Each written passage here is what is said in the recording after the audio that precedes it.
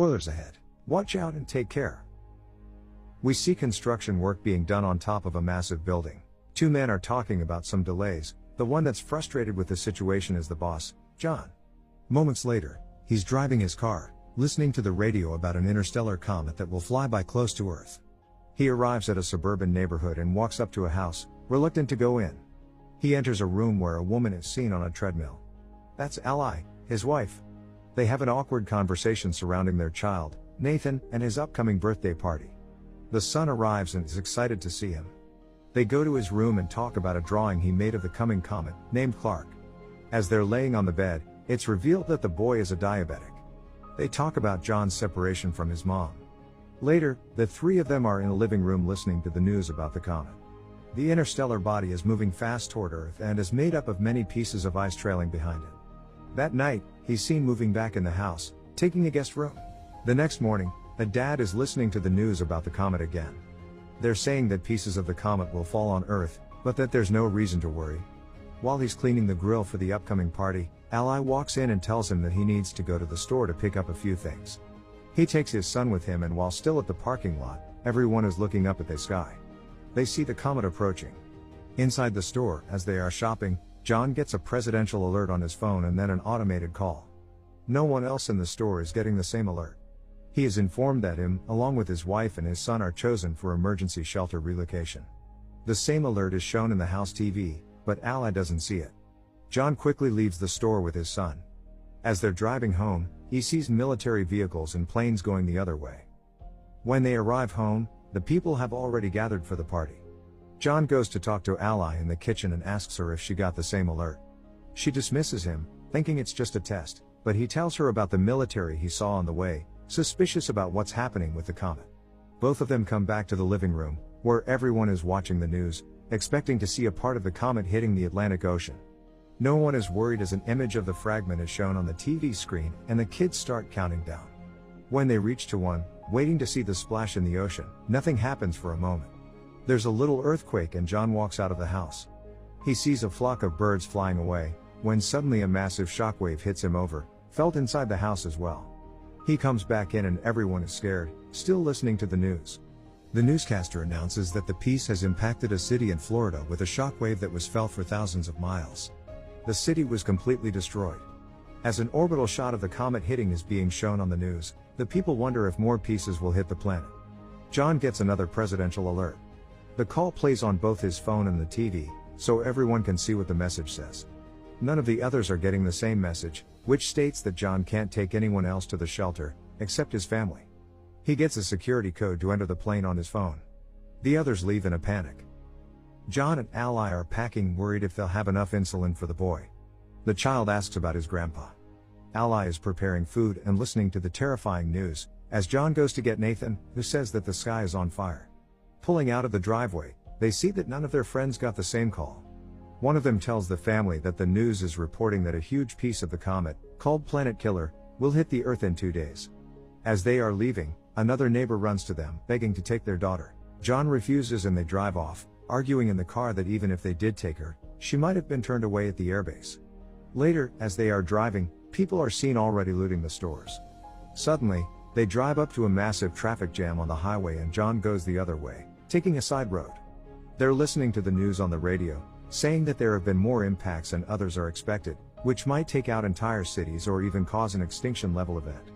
They arrive at the airbase, being guarded by the military. People are gathered around the doors because they're not being allowed in. The family pushes through the crowd and is allowed entrance with the barcode they received. Once inside, they are given wristbands for personal identification and are told to move all their things into one smaller bag. Suddenly, they realize the insulin for Nathan is gone and John goes to take it from the car. Ally goes to tell the soldiers about her husband, but tells them about the boy's diabetes and causes a problem. She's taken to a superior officer that informs her that someone with a chronic condition can't be on the plane. Ally tries to reason with her, but she gets turned down. She and her son get escorted out of the base. Meanwhile, John comes back and is headed toward the planes looking for them, unaware of what is happening. John boards one of the planes that's about to take off and tries to reach Ally, but can't. One of the passengers there sees the insulin and tells him about the rules regarding chronic illnesses. John panics and asks to leave the plane.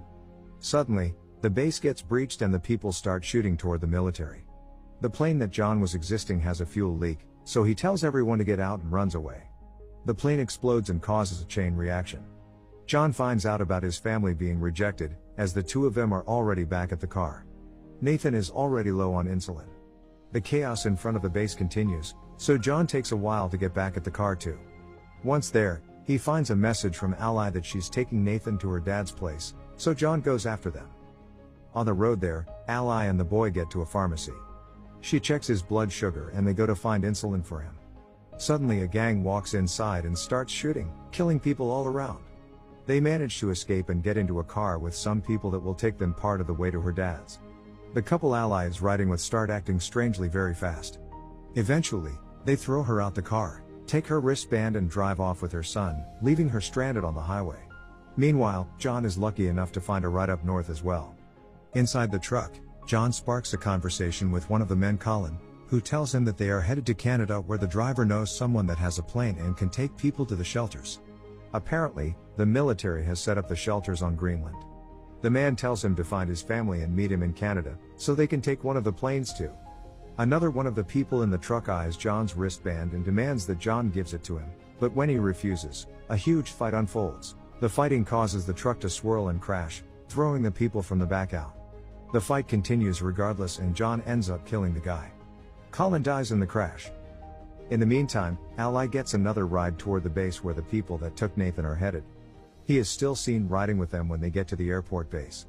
At the first stop, as they are showing the wristbands, the boy tells the soldier that those people are not his parents and the soldier gets them escorted away, taking him inside.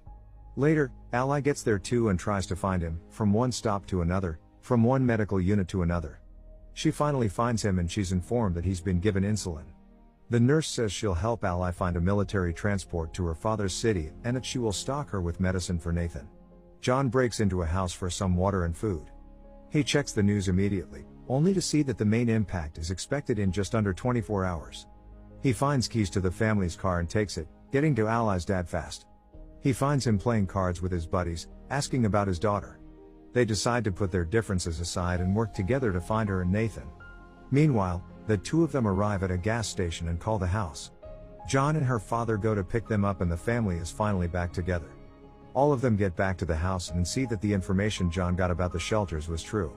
He convinces Ally that they should go to Canada and try their luck, so they prepare for the journey there. Unfortunately, they can't convince Ally's father to join them. Suddenly, a giant piece of the comet falls nearby, prompting them to go immediately. Ally's father gives John a gun and says his goodbyes, staying behind as they drive away. John and Ally reconnect during the drive, promising to stay together. They stop for a blockade along the road, when debris from the comet starts falling all around them. John drives out from the line of cars, but the fragments are falling everywhere. Ally gets in the back to cover Nathan, while John tries to find shelter. They stop near a bridge, where others hide as well, but John runs off to help a man out of a burning car. Later that night, they continue their journey and pass into Canada. While searching for the airport, they listen to the radio and discover that they don't have much more time until the biggest part of the comet hits Earth and destroys more than 75% of all living things. As they drive, they see one plane getting air and another almost taking off, so they chase after the second one. John stops the plane by driving right in front of it. The pilot is reluctant to take them in, since he is already at full capacity, but they succeed in convincing him. John has a dream about better times and when he wakes up they are approaching Greenland.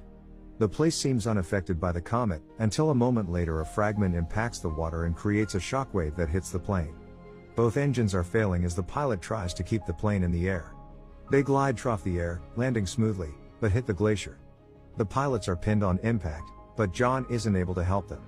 He sees a military plane land a mile away, so he shows the people from the plane there and when they arrive, a military truck takes them in and gets them to the shelter. As they are going inside, the planet killer hits. The impact will reach them in a matter of minutes and the people are still getting deeper inside the shelter. Once inside, they brace for impact and a flashback is seen of their previous life, when they were happy together. 9 months later, the planet is desolated. Cities ruined completely. A radio signal is searching for survivors and establishes a connection, informing the receiving end that the dust has settled and there is no radiation. The hatches of the shelter open and reveal that the family is still alive, facing the ruin of the planet. As a symbol of hope, They see a bird flying outside and start coming out of the shelter. As the Earth is seen from space, radio signals communicate from all around the globe. There are people still alive everywhere on the planet. Make sure to subscribe and turn on notifications so you can watch more videos like this. Thanks for watching.